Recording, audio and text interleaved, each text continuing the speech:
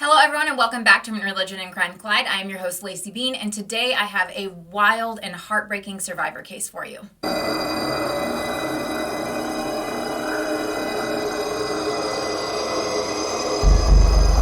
Before we get into the case, let me address just a couple things. Yes, I have chopped all my hair off. I love it. I'm just going to rock this hairstyle for a while. I had to get off the fried ends from a couple bleaches that I did a year ago that just completely fried my hair. As I'm sure you can hear, the sound is so much better. The echo was just getting on my nerves. This is actually the second time I've recorded this video, but I couldn't handle the echoey, just background. And so I had my husband help me and we ended up creating some sound barriers and it worked wonderful. Also, I've decided as I jump back into telling these cases, I'm going to be doing 3 weeks on and 1 week off, kind of what I was doing before I stopped. So this will be my second case. I'll have another case the next week and then I'll take 1 week off. So 3 weeks on, 1 week off. Also, I realized in my video that I said hey, I'm going to be taking a break because we are moving and stuff, that I always had told you guys I was moving to Wisconsin. That changed in between that video and us actually moving. We actually moved to Tennessee. So we are not in Wisconsin.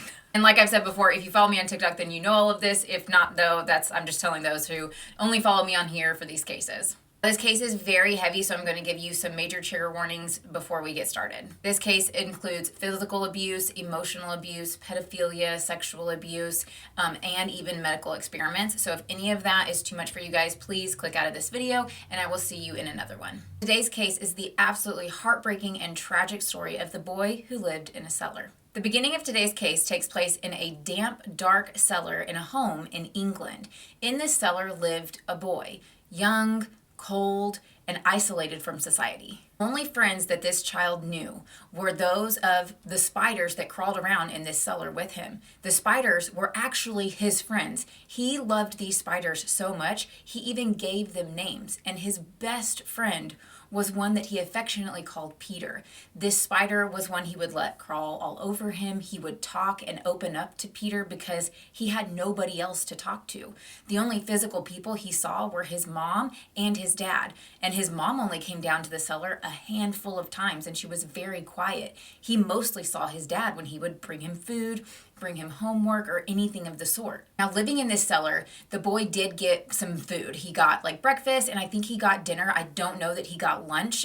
His parents did work, and so when they were out of the home, there was nobody there to bring him lunch. So I'm assuming that for the most part, he only got breakfast and dinner. He was forced to wear the same clothes day in and day out, and when they got too dirty, the dad would come down to the cellar with a tub of just lukewarm water, and he would basically sponge bathe down in the cellar, and then they would take his clothes and wash them and bring them back. I'm not sure if he had a couple set of clothes that he would alternate between, or if literally he would have to sit there naked after the bath and wait for his clothes to be cleaned before they were brought back to him. Even using the bathroom, he was forced to do it in the cellar in a bucket. Pee, poop, spitting in it from after brushing his teeth, all of that went into a bucket. Now, during the day, while his parents were at work, he was actually homeschooled. For some reason, the father decided that even though he was locking his child in a cellar, he was still going to be homeschooled. So the father would give him worksheets and things to do while the parents were gone at work, and he would have to do it by himself, and then his dad would come home and check the work. Now, when his dad got home and he checked the homework, if he got the problems wrong, he would get beaten. If he asked questions, he would get beaten. If he spoke up and something triggered his dad or made his dad mad, he would get beaten. This boy was no stranger to physical abuse. One day it had rained and there was an exhaust hole in the roof of the cellar, and some rain had gotten through that exhaust hole and gotten the boy's bed wet. When the dad came down to the cellar and saw that the boy's bed was wet, he automatically assumed that the boy had peed the bed, and this infuriated the father. And so he started screaming at his son and then ended up starting to beat him, and he got so mad and the boy tried to defend himself. He raised his hands and the dad grabbed a pair of scissors that he had in his pocket, threw them at the boy, and the scissors went through the boy's hand. After this happened, the father said, "Look at what you made me do," blaming the son. And he did this constantly. Anytime he would get beaten, the dad would turn around and be "You made me mad. It is all your fault," completely blaming the son for the dad's outrageous physical abuse. Not only was this boy physically abused, but he was emotionally abused over and over again. Dad constantly called him names, and his favorite one to call him was "little bastard." Remember this name because it is going to come up near the end when we get into theories on why the father locked the boy in the cellar. Now, since the boy had access to pencils and paper because of being homeschooled and doing homework, he started to draw. He loved drawing. And not only did he love it, he was very good at it. He had all the time in the world to practice, and he did. His favorite thing to draw were monsters. I think the reason that he really liked drawing monsters was it was his way of getting out his frustration within drawings portrayed towards his father. So his father was the monster that he was drawing. Now, the boy loved his drawings so much. He cherished them, and he did not want his father to get them. So he actually would protect these drawings by folding them up and hiding them within cracks within the bricks or behind the desk and things like that so that the father couldn't get it. Now, the reason I think that he did this was because when he was a lot younger, he had two toys. One was like a normal toy and one was an elephant, and he remembered playing with them until one day his dad got home from work and was so mad he came down, took away those two toys, took them out of the cellar, and never gave them back to the boy. Even though the boy begged and begged and begged for his toys back, his father would not bring them. So I think his way of trying to protect his father from being able to take something away that he loved was by hiding it, and he did. As the boy got older, he would do what's called slop out the bucket. This was where they would take the bucket out of the cellar and dump it in the outside toilet in the backyard. Now, as the boy got older, he was made to be the one to slop out the bucket. The first time he did this, he was shocked that his father was actually letting him leave the cellar. He had literally never been out of the cellar a day in his life. So he's going up the stairs. He gets to walk through just a small part of the house until he goes out the back door and he sees outside for the very first time. Now remember, he's never been outside the cellar, so all of this is very overwhelming to him and shocking, and he doesn't even know what to call things he's seeing, like trees, sidewalk, kitchen. Like, he doesn't know those words yet. So he goes outside, he goes into this little bathroom outside, he dumps his bucket, and at first you're thinking, oh, okay, he's getting some freedom. His dad is starting to trust him, like maybe he will give him more freedom. No, this was just another way that his dad could physically abuse him and mentally just attack him.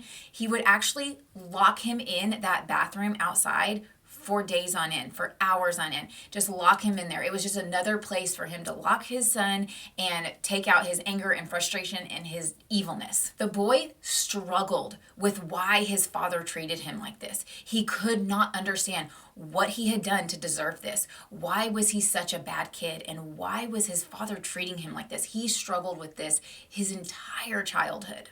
As the boy got older, he actually started to hear voices from upstairs, and not just the voices from his mom and his dad, voices from other children. This made the boys just confusion on why he was stuck in the cellar 10 times worse. There had to be other children upstairs. Why were they able to live upstairs? And he had to live in the cellar. Now, unfortunately, as the boy started to get older, the abuse that his father inflicted on him got worse and worse. One time when his father was beating him, he was struggling with his father, and his arm ended up getting twisted behind his back, and it broke the boy's arm. So the father ended up taking the boy to the hospital to get the broken arm treated. This was the boy's first time out of the cellar, out of the house. He had been outside to dump and slop the bucket, but that was the extent of his journey outside the cellar. He had to ride in a car. He was seeing big streets for the first time. He didn't understand that when they got in the car that it was actually going to physically move and take them to another building. He had never seen these ginormous buildings before. He had never seen other people, and he was scared and overwhelmed, but also amazed at the same time. So his father takes him to the hospital, and when they go in, this is when the boy realizes and learns for the first time that his name is Stephen Smith. Not only does he learn his name for the first time, but he also learns that he is 7 years old. He didn't even know his age up until this point. Now, the dad tells the doctor that he broke his arm playing, and they just wrote it off as, yeah, he was playing. So he got his arm wrapped up in a cast and he was sent home. Stephen was terrified, just like any other kid that would have been in this situation. And so that fear kept him from saying anything to the doctors or nurses while he was there. When Stephen was taken back home, he was put right back into the cellar and life continued as normal. One day, Stephen was actually able to get the cellar door unlocked and he ventured out into the house. He was so excited to see outside the cellar and to be able to get the cellar door open. Nobody was home. The father and the mother were out at work. And so he just explored the house. He looked through a few of the rooms, but then landed in the kitchen where he was excited to see that much food. He had only ever been given, a certain amount of food. He could never have extras. And now he had access to the kitchen all by himself. He ate crackers. He was throwing eggs on the ground and trying to figure out what the heck they were. He was drinking milk, and he was just having the time of his life. Cheese. He was eating so much cheese. But he was not focused on doing this cleanly, and so he was making a huge mess. And before he knew it, he heard the door, and his parents had gotten home. Stephen, terrified, runs back down to the cellar, closes the door, and then within a few seconds, he hears his mom scream, and she says, "He's been in the pantry!" And then he hears his father yell, "So the rat's gotten out." And then next thing he hears is boom, boom, boom, coming down the stairs. And Stephen got one of the worst beatings he had ever gotten in his life. But because Stephen got a sense of freedom, even that beating didn't stop him from wanting to try to escape the cellar time and time again. The dad had ended up adding a wedge to the door so that it would be harder for him to get out. And over time, Stephen was actually able to use a pencil and get the wedge out. So in order to try to keep Stephen in the cellar, the dad ended up adding a wedge to the door, but Stephen over time was able to use his pencil and pop out the wedge and escape, get more food and things like that. And when the dad would find the wedge on the ground, when he would get home, he would just beat Stephen. But Stephen was so fed up of being in the cellar that he didn't care anymore. He was going to get beaten whether he escaped the cellar and roamed the house or not. So he just started escaping more. He did try windows and doors, but they were all locked. And honestly, he had never been out of the house, so I'm sure that terrified him to escape. And so he just would roam the house and steal more food. This just shows how much Stephen loved his little spider Peter, because after the first time that he escaped, he actually felt guilty that he didn't bring back any crumbs or anything for Peter as a little gift. How freaking cute is that? One day when Stephen's dad got home, he saw the wedge on the ground and he went down to beat him. Now Stephen was frustrated and he actually fought back and was trying to protect himself, and in the tussle he broke his arm again. And so the dad had to take him to the hospital to get another cast put on his arm. This was probably a year or so later, but he took him to another hospital. So it was a completely different hospital, and told the doctors that his name was something completely different. And before they got to the hospital, in the car ride over, Stephen's dad made sure to tell his son, you better not say anything, because if they find out anything that happens at home, they're going to take you and put you in a house that's even worse for you. They're going to put you in places that, could kill you. And he just was trying to scare his son into not saying anything. And of course it worked. Stephen did not say anything to the doctor about anything that was going on at home.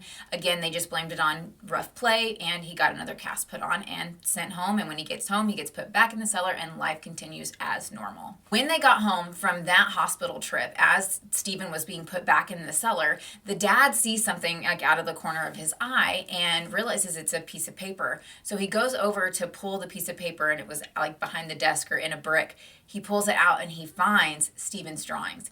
At first, Stephen is terrified of what his father's going to do. But as Stephen's dad is going through all of the papers, he is actually shocked at how good they are. And he asks Stephen, "So you like drawing?" And Stephen says, "Yes, I love drawing."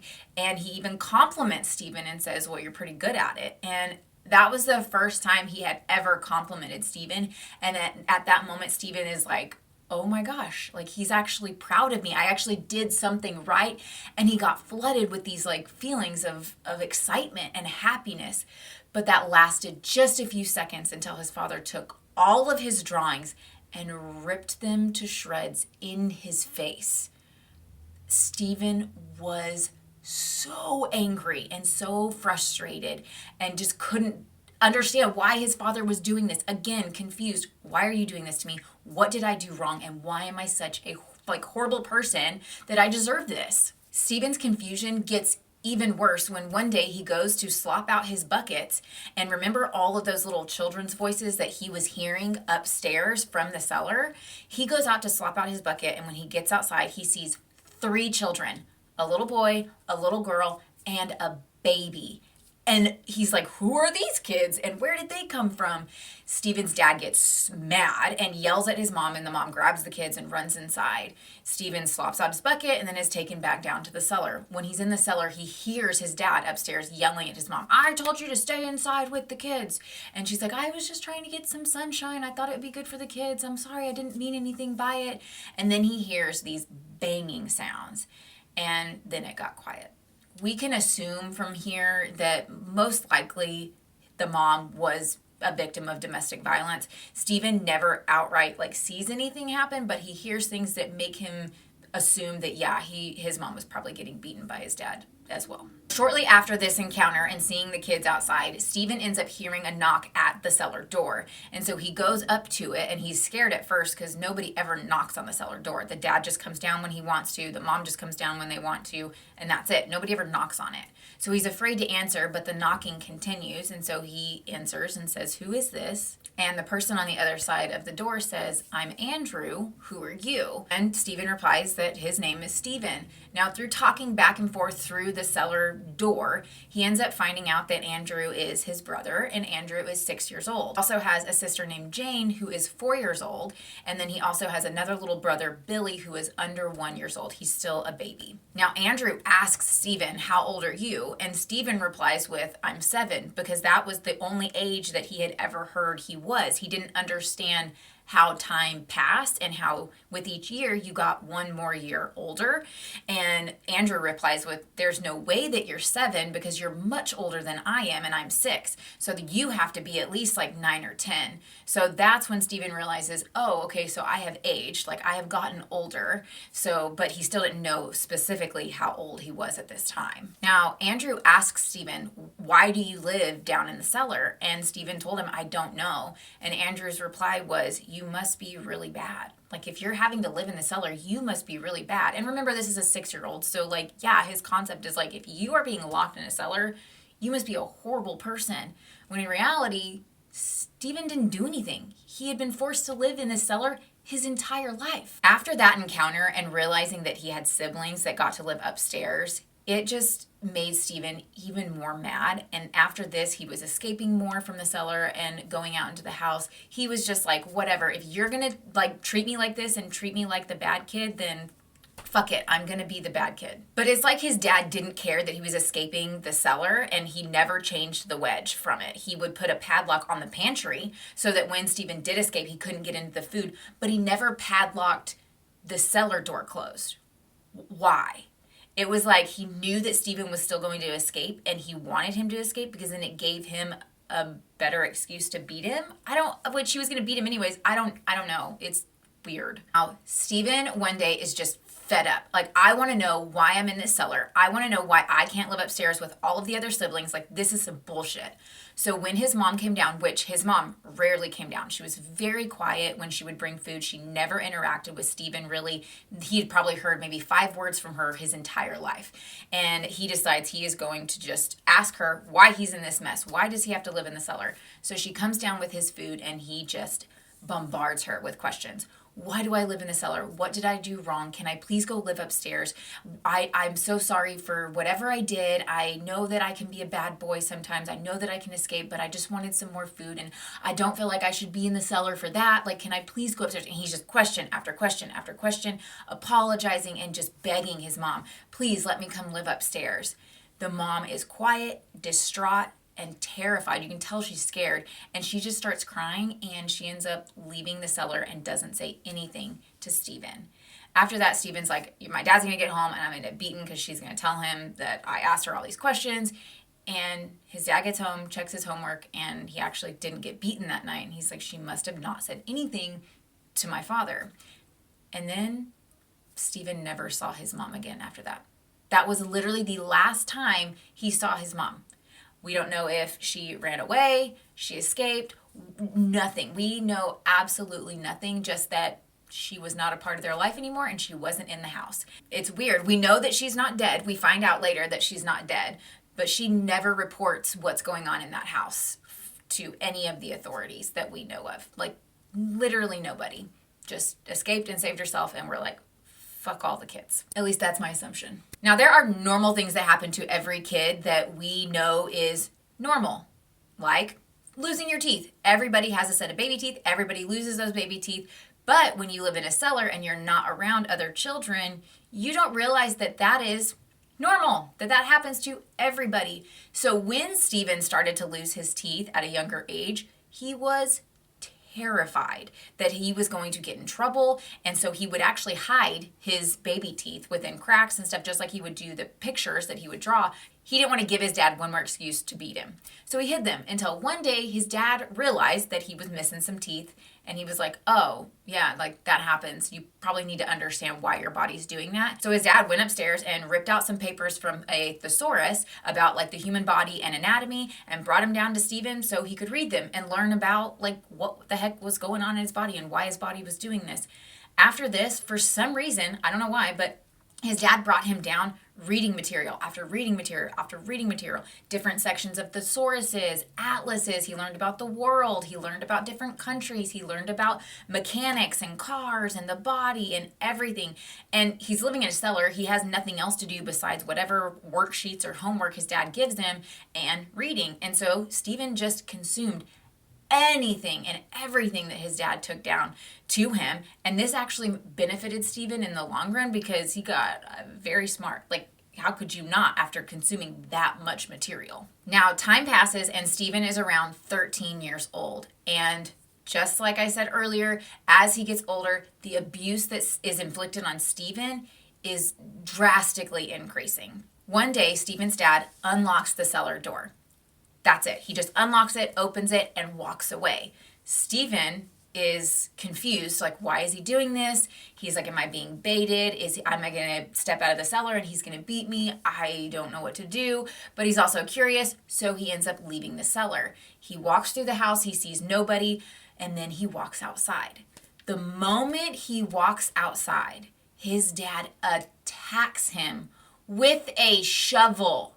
Like, grabbing the shovel, metal end, swings it, and hits Stephen in the back with the metal end of a shovel.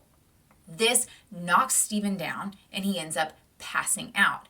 Next thing Stephen knows, he wakes up in the hospital, and his dad is telling the hospital, staff that Stephen was outside playing with his brother and his other siblings when they were roughhousing around, and Stephen falls over and lands on a tent peg in his back. No, you took the metal end of a shovel and whacked your son so hard with it, it penetrated his back and made him pass out. Like, what? Well, this was a much more drastic injury that Stephen endured, and so this hospital visit came with an actual hospital stay. He had to stay for a day or two in the hospital, and there were no visitors after 6 p.m., something like that. And so his dad had to leave, and he was, in the hospital by himself. And his dad made it a point to tell Stephen, don't you tell them anything, or, you're going to get it when we get home. Well, as the dad, had left and Stephen is trying to recover in the hospital, there were other kids recovering from other stuff in the hospital as well. And they would interact in different rooms, and they had toys and stuff like that.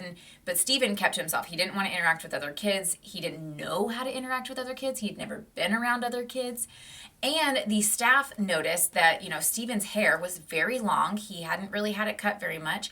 And it was very matted. Like, if you don't brush your hair, it's going to get really tangly. So some of the nurses had went over and were actually talking with Stephen and brushing out his hair and complimenting his hair and stuff. And I think my assumption isn't outright told within, his story but this is my assumption, is that the staff realized that something was not right because of how maybe dirty Stephen was and his hair. I think they assumed that there may be some abuse going on. You'll understand where I'm coming from in just a minute. Of course, just like the other hospital visits, Stephen's scared. So he's not telling the staff, the doctors, the nurses, nobody. He's not telling them about what's going on at home. When he gets discharged from the hospital, he is sent back home and he gets put right back in the cellar.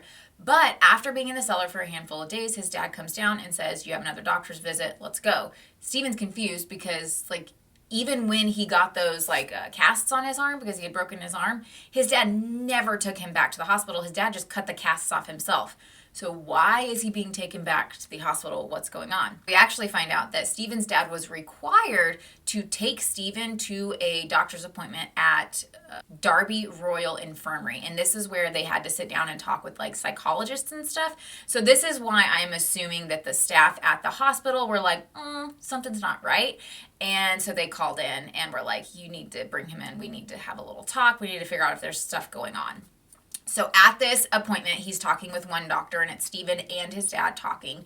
And Steven's dad admits that he beats Steven, and he says that Steven is out of control and that he has to beat him because that's the only way that he can keep Steven under control.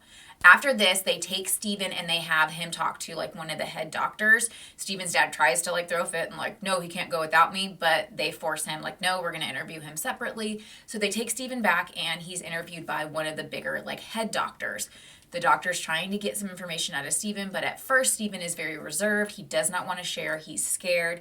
But then the doctor tells him, like, we have patient and doctor confidentiality. I won't tell him anything of what you tell me. It is safe between you and me. And so Steven actually feels safe at this point to open up, and he tells him everything. He tells him that he's beaten. He tells him that he lives in a cellar. He tells him how much little food he gets. He tells him everything.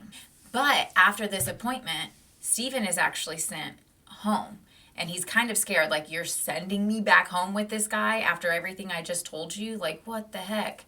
But he gets sent home, he gets put back in the cellar, and then a couple weeks later, or a few days later, he is taken, his dad comes and gets him, and they have to go back for another appointment at this same facility. They take Steven back and they interview him and they talk to him more. Now they realize at this facility, when they have this interview with Steven, they're asking him questions and they're giving him tests on like knowledge, and they realize like he's freaking smart. He's still getting an education of some sorts, but he's still locked in the cellar and being beaten. Well, they take Steven out of the room and they sit him down with his father. And the doctor starts to talk to both of them together.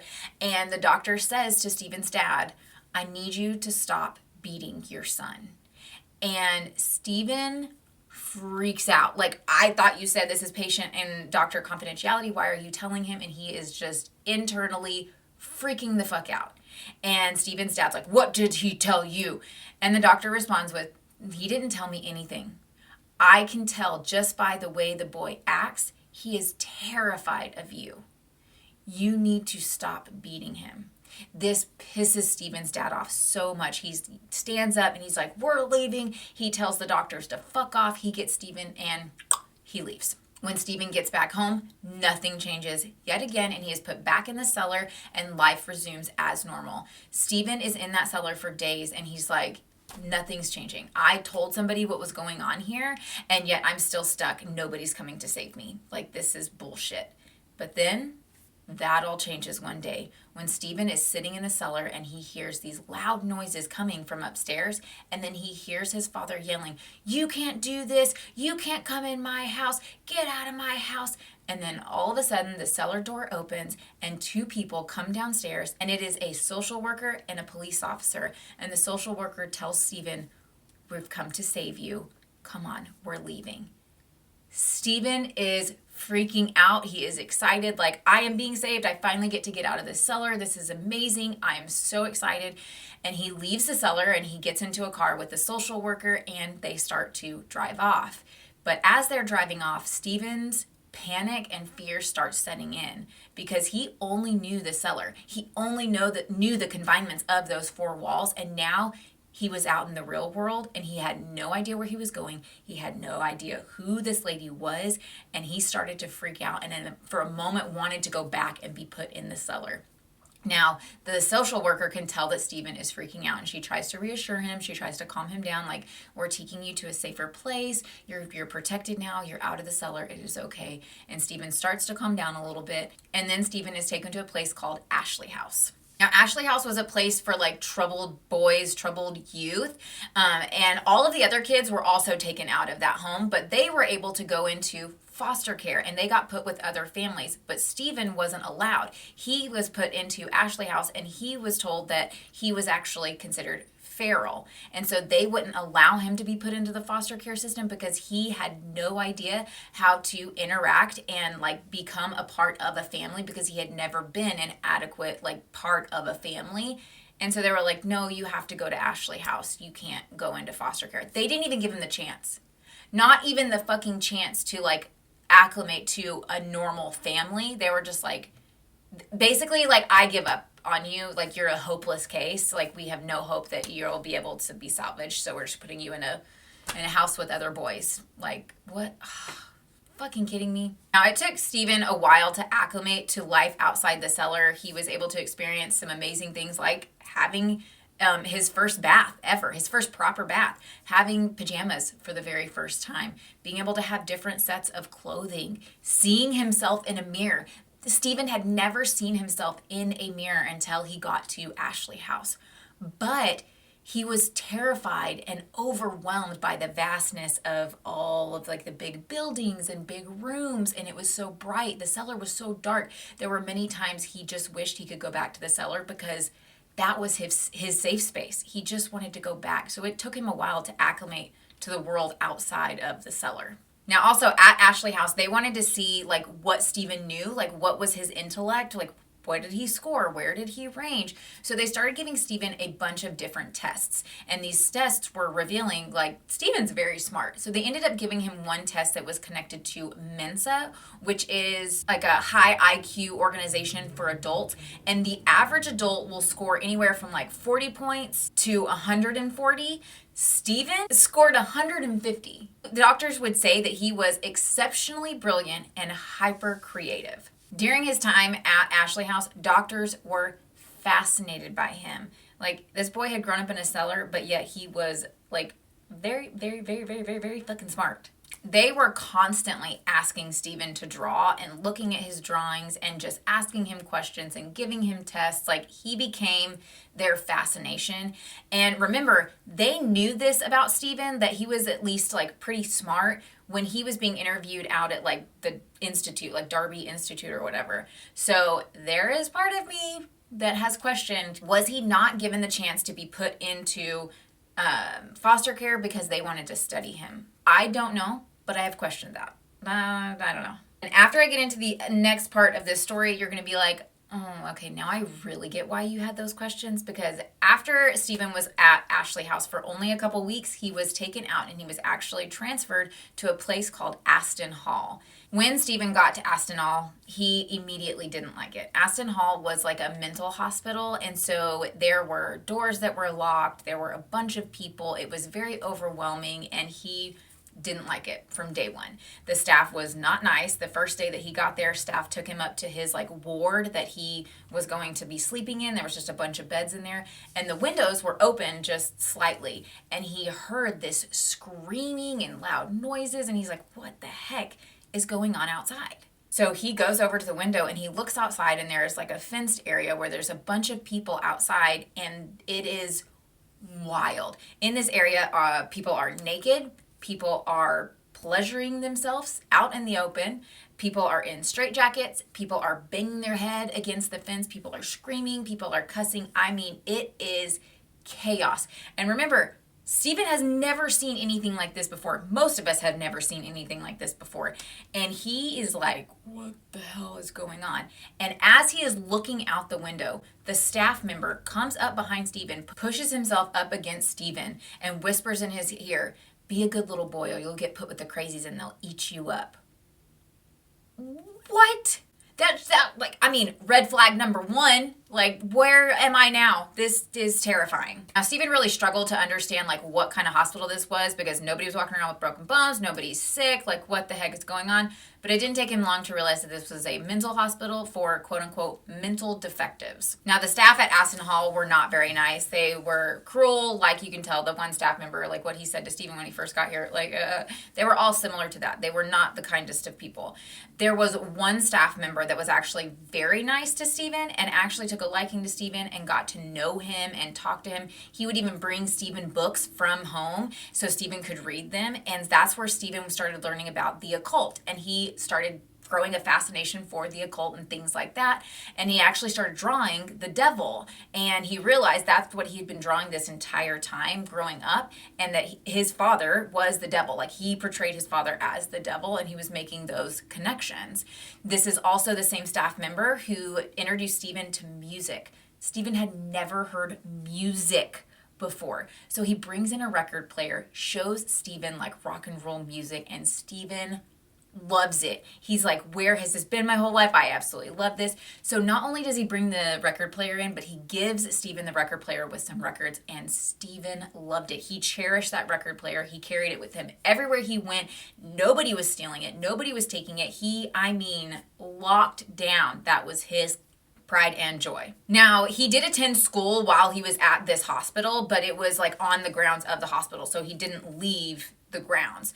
Now, Stephen was very smart, and it literally only took him a couple weeks before he had literally read through all of the library's books that was on the school grounds. So a lot of the staff members, because he was so ahead of everybody else, would just leave him to kind of do his own thing, and it meant that he would draw a lot, and he liked the occult. He had grown up drawing monsters, and so he would draw Satan and things like that. One day in school, the head person of the school was like a head mistress. She approaches Stephen out of nowhere and just starts beating him, like beating him senseless, and he has no idea what he had done. And staff member have to come over and grab her off of him. It takes him a couple days, but he finally hears that the reason she came over to beat him was because the devil was in that child, because he was drawing Satan and the occult stuff, and somebody needed to beat it out of him. Now, as time went on, Stephen started to become friends with a lot of the other boys, and he started to hear about this thing called treatment. And he's like, what is treatment? And so he started to ask when he was sitting there one day with the boys, what is treatment? And when he asked that, all of the boys got very awkward and started to look down at their feet and just didn't say anything. Stephen's confused, like, what's going on? After a little bit, finally one boy speaks up and he said, Dr. Milliner drugs you and touches you. At first, Stephen thought it was a joke and he actually giggled. And then another boy speaks up and said, no, it's true. But then all the other boys were acting very awkward. So Stephen sees how awkward the other boys are acting and realizes they are telling the truth. But nobody wanted to talk about it, and so they changed the conversation pretty quickly. Stephen's like, that's great. So in Stephen's desperation to try to find out more about these treatments, he ends up approaching a boy that had been there for about a year, and he asks them, like, have you had treatment? And the boy tells Stephen, yeah, I've had treatment 3 times. So he had been there for a year and he had already had treatment 3 times. And he told Stephen, some of the boys have had treatment way more, while some of them have only had treatment like 1 time. And Stephen said, well, how do I know if I'm getting treatment? And they said they don't want you to eat or drink before treatment. And so when we have tea time, they won't allow you. And that's when you'll know, oh shit, I've been chosen for treatment. Now, Stephen ends up finding out that treatment was so traumatizing for so many of them that a lot of the boys would try to escape. One boy had ended up escaping and ended up hot-wiring a vehicle and ran off with the vehicle, and police were chasing him. And the boy ends up crashing the vehicle into a tree and ends up dying on impact. Now, this boy was in Aston Hall for like hot-wiring and stealing cars and stuff. And so many of them believe that he actually crashed the car on purpose because he did not want to go back and continue to get treatments by Dr. Milner, because there were no like brake marks and he literally hit the tree head on. And so they believe like he knew like he was caught. There was no way he was going to get out of this. And so he just crashed the car to not have to come back to the hospital. That is the rumor. There's another rumor that there were 3 boys that were working on the grounds of the hospital, and there's like a lake right there, and they just walked off and walked into the lake and drowned themselves.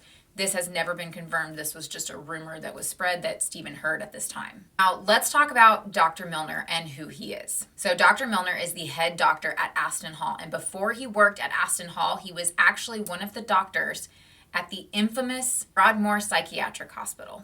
Now, if you don't know what Broadmoor Psychiatric Hospital is, it is one of the most infamous psychiatric hospitals in the world, and it has housed some of the most prolific serial killers. For example, Peter Sutcliffe, who is the Yorkshire Ripper.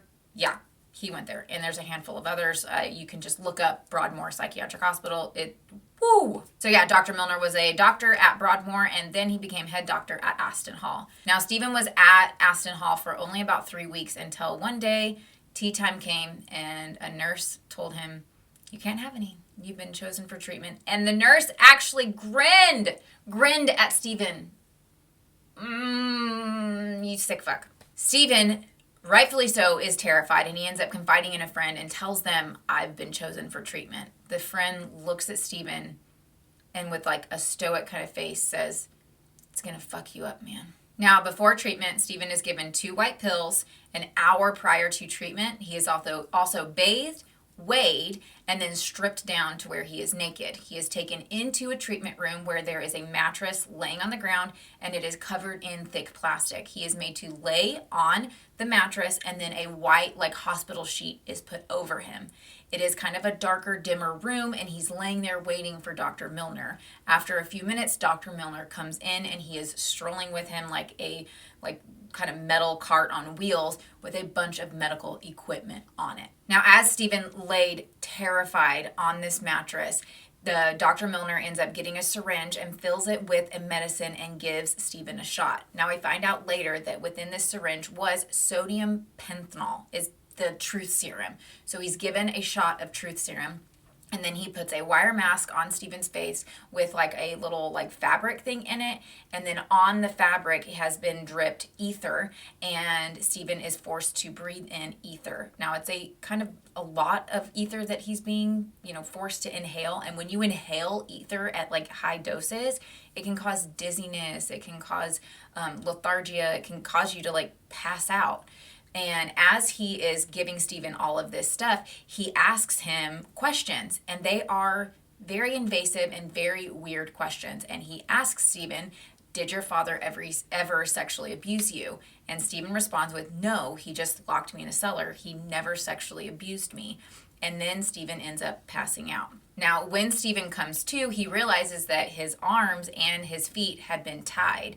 And he thought that was really weird that he had been tied up, and didn't understand like why he was given this medication, why he was being asked these questions, and why the hell he was tied up. It didn't make sense. Unfortunately, Stephen was one of the unfortunate ones that were chosen for treatment 1 to 2 times a week. And every time Stephen got treatment, it was the same series of events. He was given the 2 pills, he was stripped naked, he was put on the mattress, and then he was given the shot of truth serum, put the mask on, and then asked the same questions, even though Stephen gave the same answers every single time and said, no, I was never sexually abused. He was still asked same thing over and over again. The difference with the treatments were when Stephen would wake up and he realized that other stuff had been happening to him. One time he woke up and his whole lower back side of his back and the upper part of his thighs had major welts on him, and he realized that he had been whipped when he was unconscious.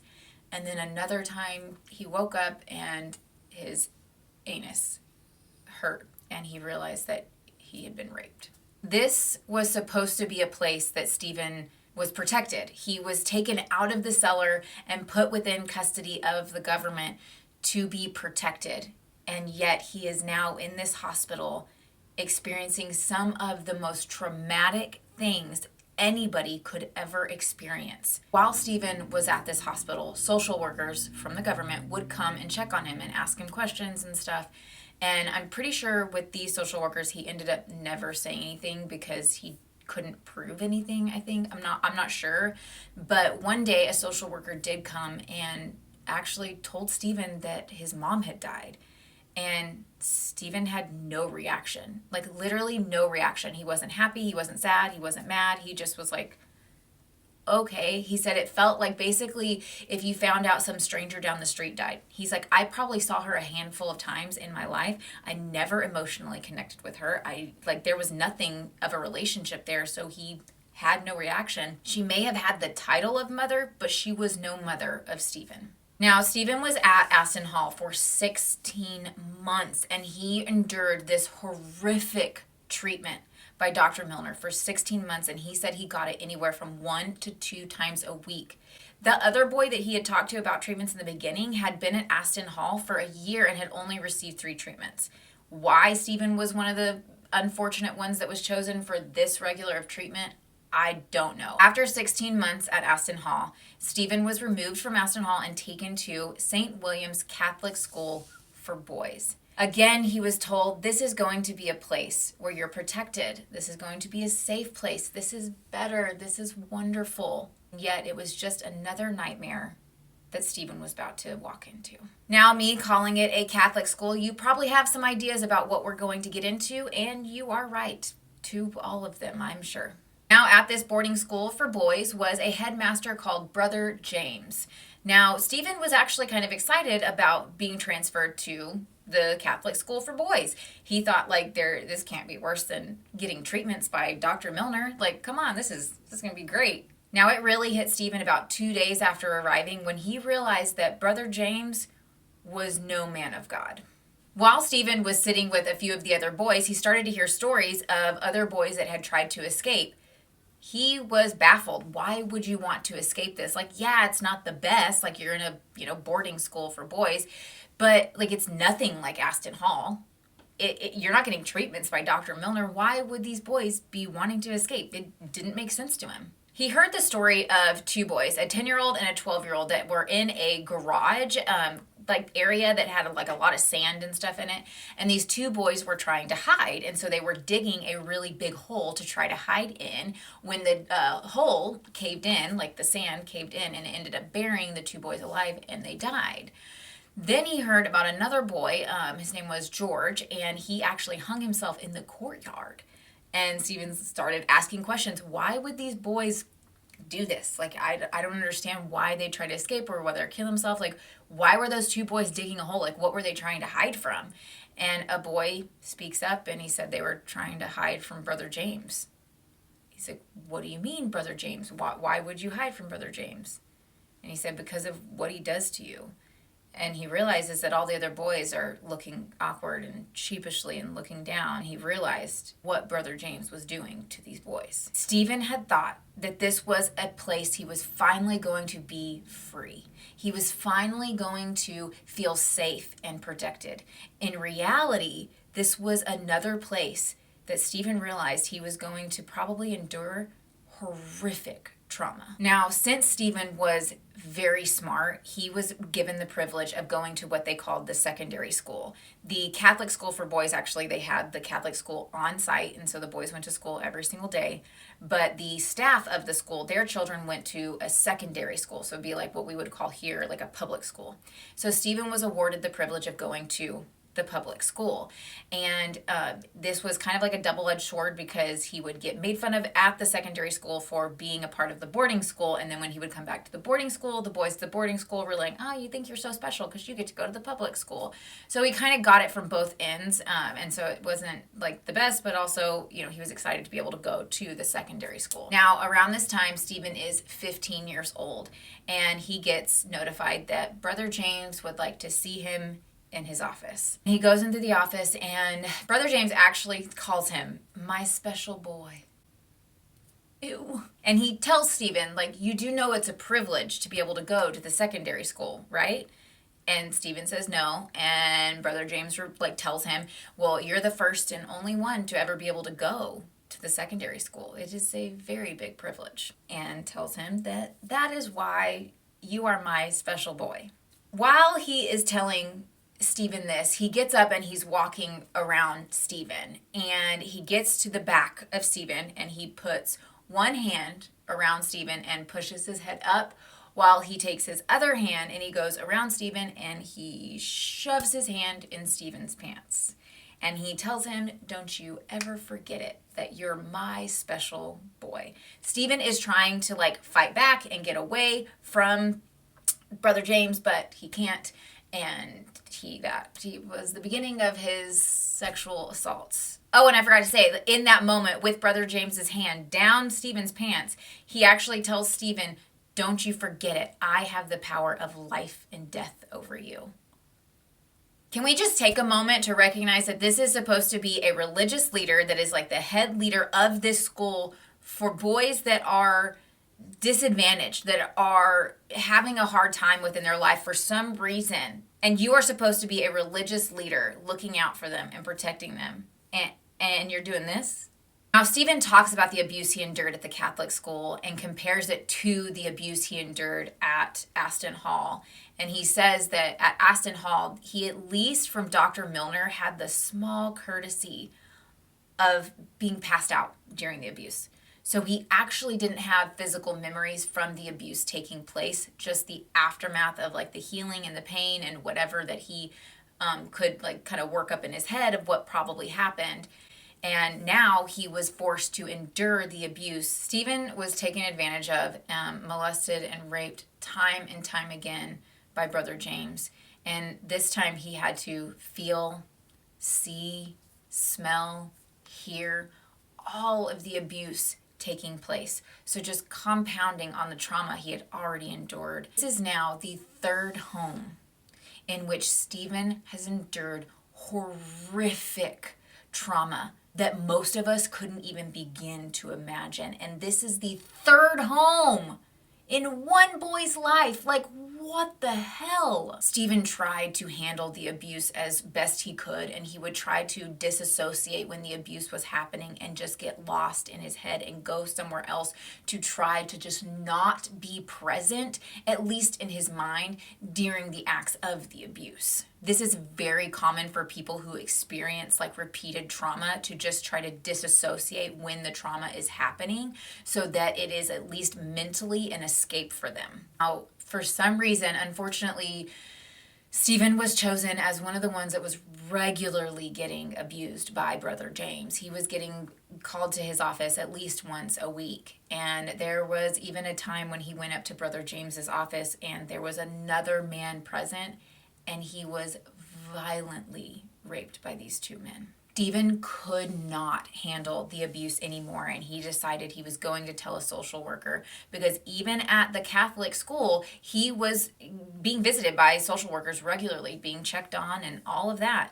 And so a social worker came to pick up Stephen to take him to get some new clothes. When they got in the car and they were headed to town, Stephen unleashed to this woman. He told her everything. They touch us, they rape us, they hit us, they abuse us, and she was livid. And not in the reason that you would hope. She was livid that Stephen was making up such awful lies. She was saying, Brother James is a man of God. How dare you say such nasty things about him? He would never. You are just a little liar. Stephen is begging her to believe him, and she won't. So she decides to turn around the car, drive back to the Catholic school, and dump his ass because she's like, you don't even deserve new clothes. And the staff at the school hear Stephen making all of this commotion and her making him get out of the car and everything, and they hear what he said, and so they take him in, and he ends up getting beaten by the staff for trying to tell an adult about the abuse him and all of the other boys were enduring. Now, one day, all of the boys were out playing football, and Stephen decided he wasn't going to join in. He decided to go and like hide behind a little pillar, and he was going to sneak a cigarette. While he was standing behind the pillar, he noticed that on a bench was sitting two men, Brother James and another man that was nicknamed Sailor John. And they were sitting there talking, and they didn't realize that Stephen was right there behind that pillar and that he could not only see them, but he could hear their entire conversation. So he's sitting there listening to them, and he realizes that they are watching the boys play football. And he overhears Sailor John point out one of the boys and says, ooh, that one's nice. I want that one. And then Brother James says to Sailor John, I'll send him by later to you. Stephen was livid, and he saw the boy that they had pointed out. It was a boy named Sam. So Stephen decided that he was going to alert Sam to what was going to happen and try to give him like a heads up. So Stephen, when they get back inside, it was I think lunchtime or dinner time or something like that. And so he's trying to find him in like the cafeteria area, and he can't find him, but he finds one of Sam's friends. So he approaches Sam's friend and he says, hey, where's Sam? And the friend tells him that he saw Sam being taken away by some staff just a few minutes ago. Stephen's heart drops. He was like, I was so close to being able to warn him, and I didn't, and he felt guilty. Stephen didn't see Sam for 2 whole days. And when he did see him, he had found out that after the abuse had taken place, Sam was put into a room for 2 days to recover because it was so violent, and he needed that time to recover. What? My question is, other staff knew this. Like, were there no women on staff? Were there no other men on staff that were not part of this? That didn't see these signs, or did everybody just know that this was happening? And they were just like, oh, it is what it is. I have so many questions. Now remember, this is a Catholic school. So the boys at I think 7 a.m. were forced to attend a mass where they would worship and listen to sermons about God and how loving God was and how God would protect you and how God is a wonderful this and that. And all of these leaders are around that are professing to be men of God, but abusing the boys.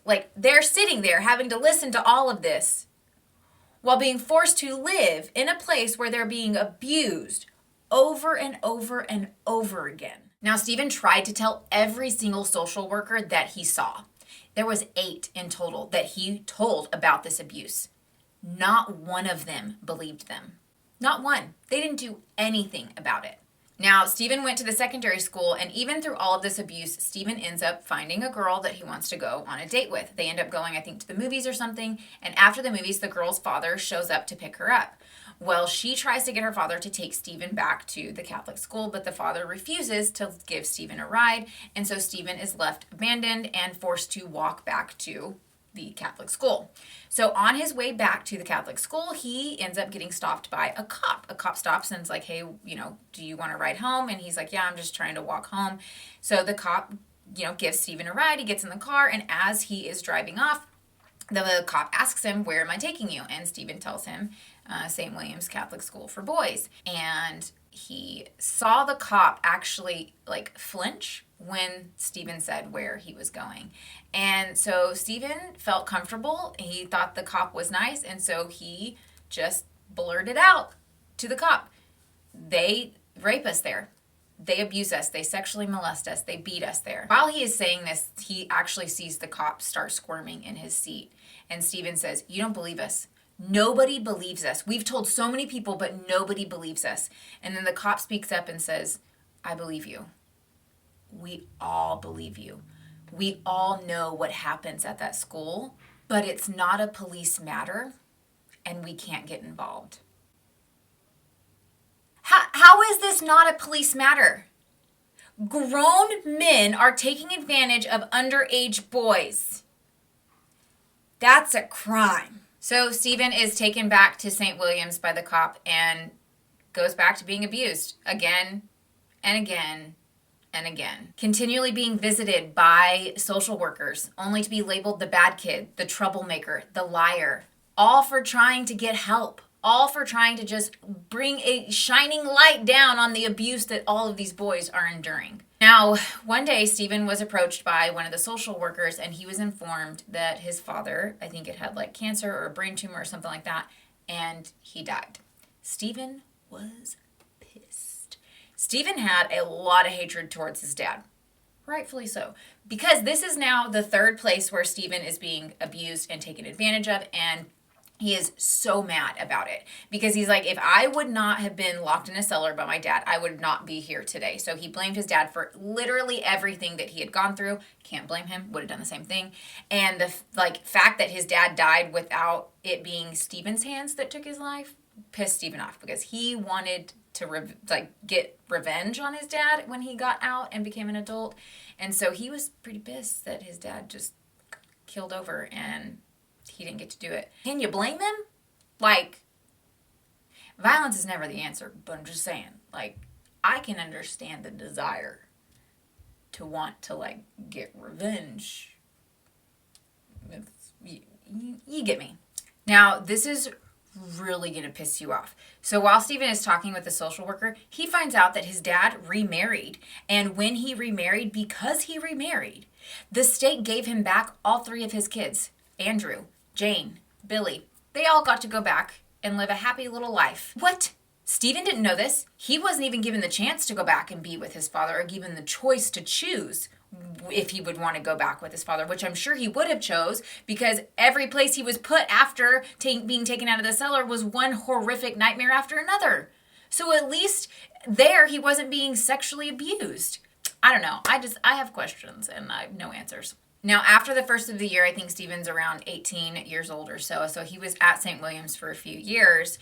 He was informed that he was leaving St. William's. He wasn't sure where he was going, but he was leaving St. William's. So he's actually excited, and he goes upstairs and he's packing. While he's packing, a staff member informs him that Brother James wants to see him one last time.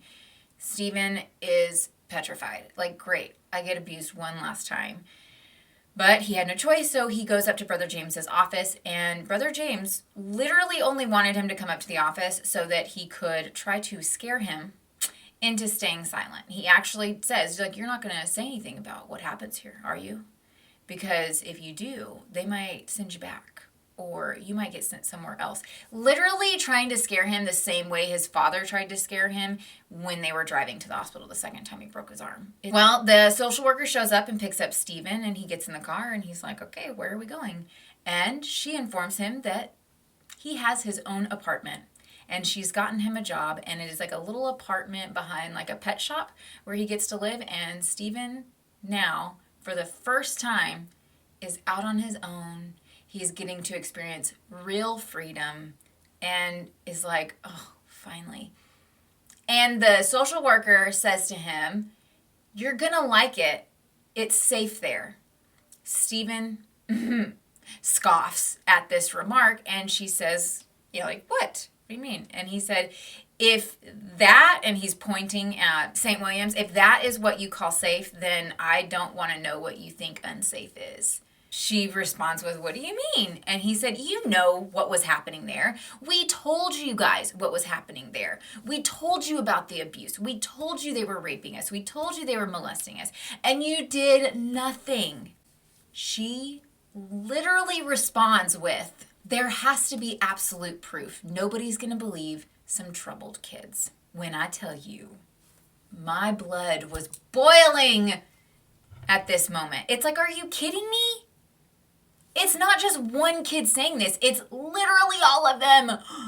The entire town, everybody around knows what happens at this school. I am not sure like what physical evidence they're wanting. Like this, you know, of course happened in like the 70s and 80s. And so like not everybody had a camcorder or picture ability, all that stuff.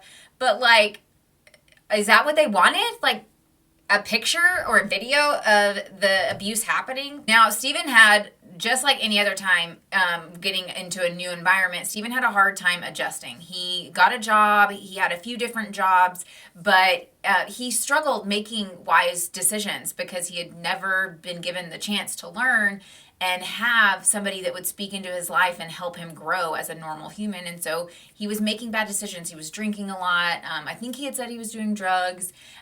He had ended up getting a girl pregnant, and they had a few kids, but he wasn't a great husband. He wasn't a great father to these kids.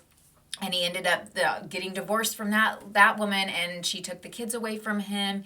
He had a really rough time for a handful of years until a man named Dave walked into his life and became like a father figure to Stephen, and actually was like speaking into Stephen's life, getting him back on the straight and narrow, getting him away from his friends and, you know, that were making him make bad decisions and just bad influences, and really helped Stephen find a better path for his life. Now, Stephen had gotten married a few times and had relationship problems, but he ended up finally marrying a woman named Gail, and they are the ones that like are still married to today. Now, years after all of this and him being with Gail, Stephen was having trouble with his back. And so he went to the doctor, and when he was sitting in the room, in the doctor's room, the doctor comes in and said, so you're having problems with your knee? And Stephen's like, no, it's my back. And then he hears a patient a couple doors down say, no, it's my knee, doctor.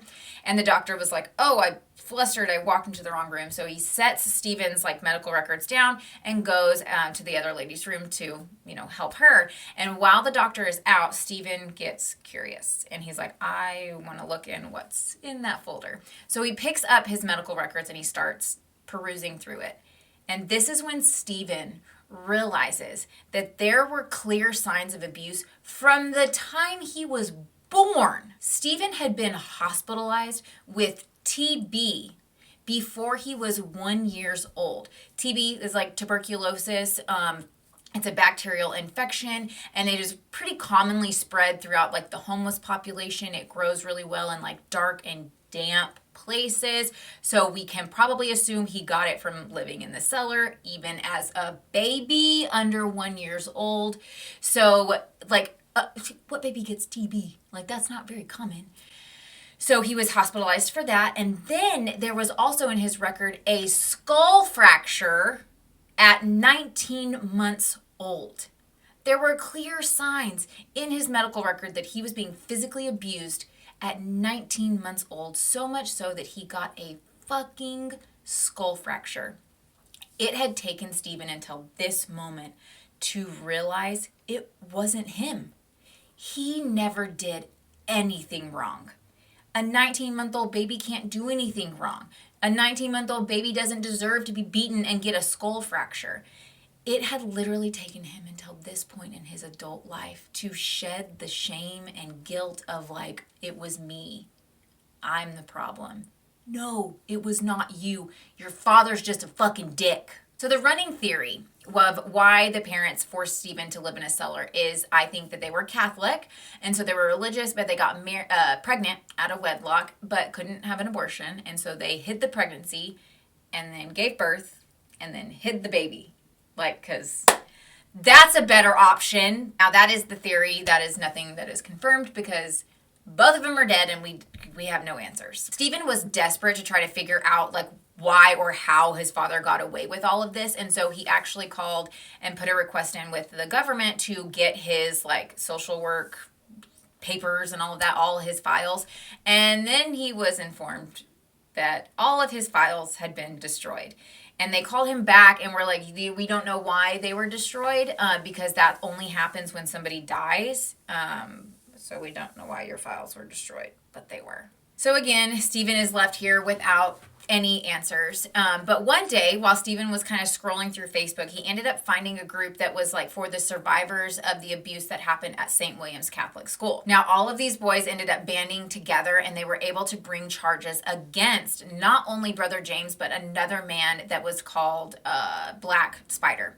Now, I didn't talk about him in the case, but he was another staff member at the church or the school, and he also abused the boys pretty regularly. Black Spider's legal name is Anthony McCulligan. Now, Brother James was convicted 3 separate times. Now, I'm going to be looking down because I want to read this off and not get it wrong. But in 1993, he got 7 years when he was found to have indecent photos of boys in his possession. Some of the photos were taken through spy holes as the boys were showering or using the restroom. So you mean to tell me Brother James had physical evidence that he was doing inappropriate things to children? So all of these boys coming forward and being like, hey, they're abusing us.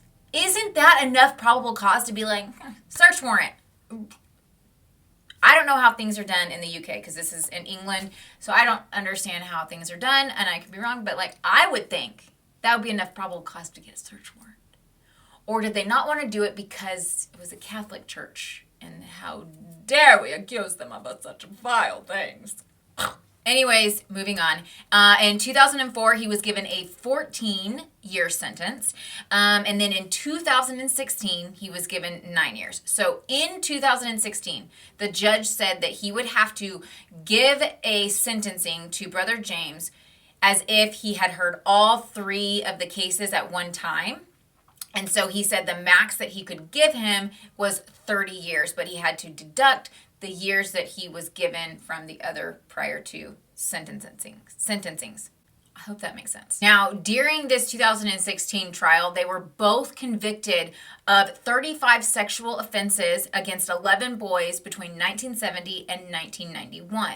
Brother James was found guilty of 21 indecent sexual assaults and 3 serious sexual assaults, but was cleared of 30 additional charges. Anthony McCulligan, aka Black Spider, was 75 at this time, and he was found guilty of 11 charges, including 1 serious sexual offense, but was cleared of 8 other charges. He was sentenced to 15 years. So brother James was 69 years old and he was convicted and charged with 30 years, but they deducted the years he was charged with from the previous two sentences. And Anthony McColligan was given 15 years and he was 75 at this time in 2016. Now both of them have to serve at least half of their sentences before they can be set out on licensing, which I would assume is in the United States what we call parole. Now I want to read a statement that the judge had made within the 2016 trial towards Anthony and brother James. He said, quote, "Each of you targeted some of the most vulnerable boys. You groomed them and abused them for your own sexual gratification.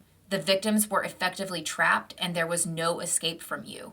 They were confused, frightened, and in turmoil. It has blighted their lives, and each of you had contributed significantly to their misery. Each of you has a long-standing, deeply ingrained sexual interest in teenage boys.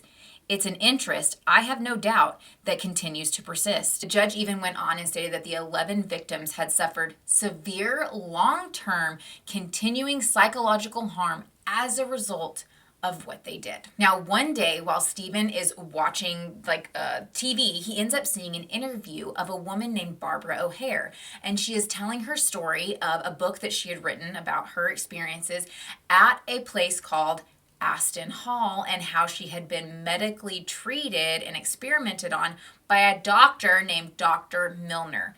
Stephen is watching this and he freaks out and he's like, "Gail, this is the place I was at. This is the doctor who experimented on me. I had those treatments that she's talking about." So Gail encouraged him to reach out to Barbara O'Hare and talk about her situation and her experience. So he reaches out to Barbara and she, shares what he had gone through, and Stephen ends up making a report of his experience at the hospital as well. Now, from her interview, I think it was 40-something people had come forward to share their experiences and their trauma that they had endured by Dr. Milner. Now, unfortunately, no charges could ever be filed against Dr. Milner because the son of a bitch died. He had died back in 1976, and they couldn't even bring charges to the staff because either A, they couldn't be identified, or if they could be identified, those motherfuckers were dead too. Police have stated that if Milner was still alive, he would definitely be questioned and most likely would have been charged with rape, indecent assault, and child cruelty. Even though no charges could actually be filed, even though Dr. Milner was dead, they still did a thorough investigation, and they ended up finding out that there were 19 other people, including Stephen, that had gotten repeated experiments on by Dr. Milner. But out of those 19, only Stephen and one other one were able to be identified. Either the other ones didn't come forward to share their story, or they had passed away before they could share their story. Now, a report that was published in 2018 by the Derbyshire,